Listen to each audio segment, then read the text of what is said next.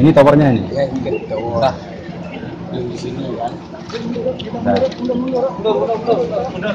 Saudara Satuan Reskrim Polres Aceh Utara pada Selasa 17 Oktober mengadakan prarekonstruksi reka ulang kasus pembunuhan terhadap Rudaimah 60 tahun, janda asal desa Bukit Linteng, Kecamatan Langkahan, Aceh Utara di rumahnya.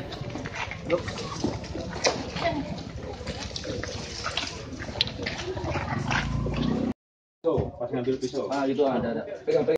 Nyari lagi. Sekalian, nyari lagi. Masih 8. Prareka ulang itu untuk memperjelas kronologis kejadian kasus tersebut. Janda itu digorok dalam posisi berdiri oleh Muhammad alias Ahmad Gayo, 46 tahun, warga Menasah Tengah, Kecamatan Pantai Bidari, Aceh Timur, ketika memergoki tersangka sedang mencari salinan putusan di dalam lemari di rumahnya. Meskipun sudah terjatuh, tersangka masih menggoroknya dan kemudian setelah korban tewas, pelaku menyeret korban. Diberitakan sebelumnya, Saudara Lun, janda tersebut ditemukan tewas bersimbah darah dengan leher tergorok di rumahnya pada Rabu 6 September 2017 sekitar pukul 19.30.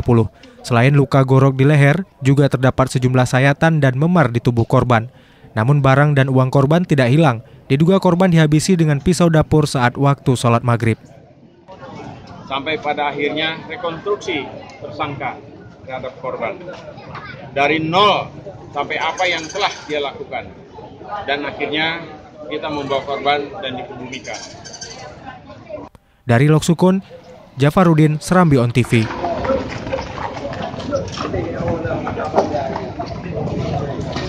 Menghidup